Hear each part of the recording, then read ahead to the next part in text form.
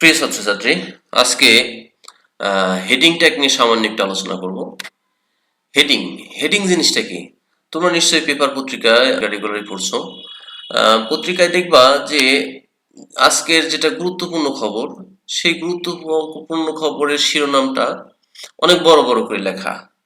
তার সাথে কম গুরুত্বপূর্ণ খবর যেটা, সেটা একটু ওর শিরোনামটা সামান্য একটু ছোট করে লেখা। তার সাথে কম গুরুত্বপূর্ণ শিরোনাম যেটা, সেটা আরেকটু ছোট করে লেখা। তো এই যে ওই শিরোনামটাকে আমরা মূলত হেডিং বলছি। তাই শিরোনামটা এই বিভিন্ন সাইজে কিভাবে আনা যেতে পারে বা বিভিন্ন সাইজে কিভাবে লেখা হয়, সেই বিষয়টা সম্পর্কে একটু আলোচনা করব। তো আমাদের ওয়েব পেজ ডিজাইন করতে গিয়েও বিভিন্ন গুরুত্বপূর্ণ তথ্য যেগুলো, সেগুলো অনেক সময় ওই হেডিংটা একটু বড় করে লিখতে হয়, বা তার সাথে কম গুরুত্বপূর্ণ তথ্য যেটা, তার শিরোনামটা একটু তুলনামূলক ছোট করে লিখতে হয়।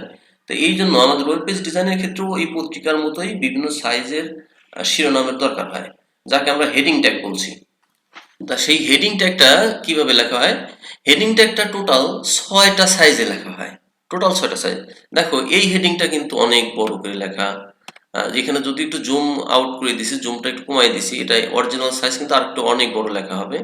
তার সাথে একটু ছোট এটা, তার সাথে ছোট একটু এরকম এরকম টোটাল 6টা মাপে লেখা হয়েছে। আর হেডিং এর একটা বৈশিষ্ট্য কিন্তু লেখাগুলো কিন্তু অলওয়েজ বোল্ড করা থাকবে। লেখাটা অলওয়েজ বোল্ড থাকবে, ওই একদম পাতলা চিকন করে লেখা থাকবে না, মোটু পাতলুর পাতলুর মতো করে কিন্তু চিকন করে লেখা থাকবে না, ঠিক আছে? এরকম মোটুর মতো একটু মোটা করে লেখা থাকবে, আর সাইজটা ছোট বড় থাকবে। এটাই হচ্ছে হেডিং ট্যাগ। ওকে, আচ্ছা। তা হেডিং ট্যাগটা কি? হেডিং ট্যাগটা হচ্ছে এই যে এইচ দিয়ে হেডিং ট্যাগ বোঝাবে, আর সাইজ বোঝানোর জন্য H1, H2, H3, H4, H5, H6 এইভাবে আসবে।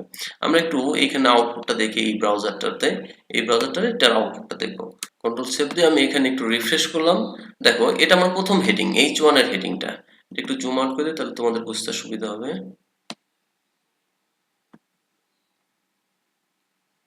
জুম বাড়াই দিলাম একটু। তাহলে এটা হচ্ছে আমার H1 হেডিং। আচ্ছা, এখন এখানে আমি যদি H2 দেই, তাহলে কি হবে? এটা দিয়ে কন্ট্রোল এস দিয়ে চেপ দিলাম। H2টা হচ্ছে H1 এর চাইতে একটু তুলনামূলক ছোট হেডিং। তো এইভাবে আমাদের টোটাল 6টা হেডিং আছে। কি কি?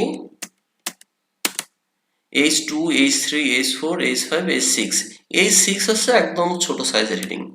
এটাকে চেপ দিলাম, চেপ দিয়ে রিফ্রেশ করি একটু এখানে, তাহলে সব কয়টা হেডিং এখানে চলে আসবে।